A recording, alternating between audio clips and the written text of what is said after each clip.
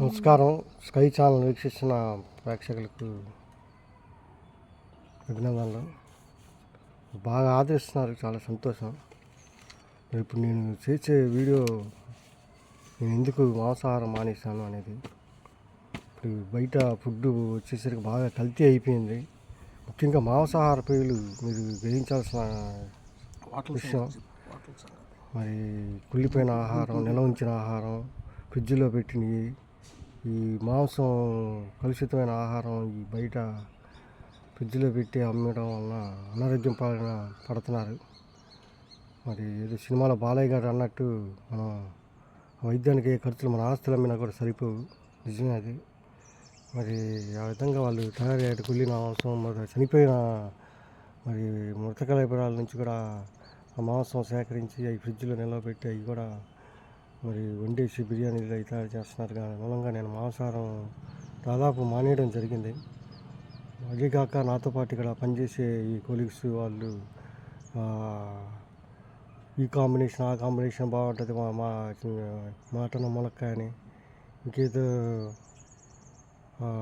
దుంపలు వేసుకుంటే ఆ చమురు ఇరిగిపోద్ది అని, ఇంకే పిచ్చి పిచ్చిగా వాళ్ళు ఏకరవి పెట్టేవాళ్ళు. రోజు ఇద్దరు అతను ఆర్మీలో చేసి వచ్చాడు. సరే వాళ్ళు ఆర్మీ అంటే ఆయన వారానికి 3 సార్లు వాళ్ళు తినాలి, తప్పదు, ఆర్మీ ఆఫీసరు. మరి ఈయన చూస్తే ఈయన మాంసాహార భోజన ప్రియులు ఇద్దరు. అందులో మళ్ళీ మాంసాహారం గురించి ఎక్కువ మాట్లాడుకునే వాళ్ళు. రొయ్యలని, చేపలని, మాంసం, చికెన్ అని, మటన్ అని. రాత్రి ఉండి కాలు షారవ పెట్టుకో, పొద్దునకి పెరుగులా తొడిగిపోద్దని. అది చేప రాత్రి వండిన చేప పొద్దునకి రుచిగా ఉంటుంది, రాత్రి నిద్ర చేసిన చేప అని మా మెదడు తినేసేవాళ్ళు, బుర్ర తినేసేవాళ్ళు. పొద్దుగుకులు వీళ్ళు అయ్యే విషయాలు మాట్లాడేవాళ్ళు. తినడం కోసం బతకూడడం కోసం తినాలని వాళ్ళకి చెప్పేవాడిని. ఈ నాకు ఎగటి పెట్టింది వాళ్ళ మాటలు, వాళ్ళ బయట ఈ ఆహారం, ఈ కల్తీ ఫుడ్ ఇది చూసిన తర్వాత. కొంతమంది స్టాంపులు, అయ్యగారు స్టాంపులు లేకుండా మేకలు గొర్రెలు కోసి మరి అవి కూడా ఎక్కడ ఇచ్చేస్తున్నారు. డాక్టర్ గారు స్టాంపులు లేకుండా మరి అమ్మేసి చికెన్ మటన్ దయచేసి తినమాకండి. మరి అవి స్టాంపు ఉన్నదే మరి ఒకవేళ తినాలనుకుంటే స్టాంప్ ఉన్నది చూసి తినుకోండి. కోడి అయినా కూడా అప్పటికప్పుడు కోసింది ఫ్రెష్గా తినండి. నిల్వ ఉంచి తింటే మరి ఎక్కడలేని అంతుపట్టిన రోగాలు వచ్చే ప్రమాదం ఉంది. చికెన్ కానీ మటన్ కానీ. ఇది తాళపత్ర గ్రంథాలు కూడా రాసి ఉంది. కొంతమంది చికెన్ పచ్చళ్ళకి బాగా అలవాటు పడ్డారు. మీరు గ్రహించాలి ఈ విషయం. నిల్వ ఉంచితే చికెన్ అనేది నిల్వ ఉంచి తింటే కనుక అంతుపట్టిన రోగాలు వస్తాయి. తాళపత్ర గ్రంథాల్లో ఉన్నది ఇది. మీరు ఒకసారి గమనించండి, గ్రహించండి. దయచేసి మిత్రులారు, అప్పటికప్పుడు కోసిన ఈ చికెన్ కానీ అప్పటికప్పుడు ఫ్రెష్గా మన కళ్ళ ముందు కోసింది తినండి.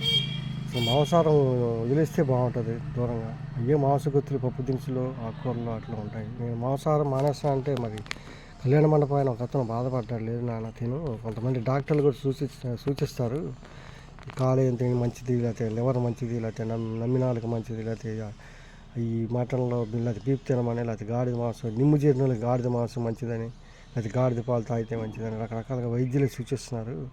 మాంసాహారం మానమా కానీ ఆయన ఎంత చెప్పినా కూడా నేను అనలేదు. కళ్యాణ మండపం రమ్మని ముస్లిం ఆయన, చాలా థ్యాంక్స్ ఆయనకి, పెద్ద ఆయన. మరి రోజు రమ్మని, ఆ స్నేహం మీద రమ్మని భోంచేయమని చెప్పేవారు.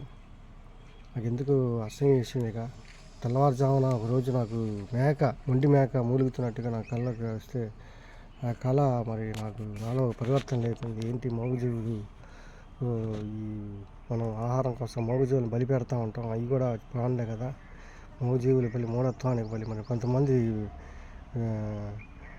దేవత అమ్మవారి కోరారని చెప్పి బలిస్తూ ఉంటారు, ఊరేగించి పసుపు రాసి దండేసి ఊరేగించి మరి చివరికి అవి అమ్మవారికి బలి ఇచ్చి అవి వండుకొని తింటాం, అది జరుగుతూ ఉంటుంది.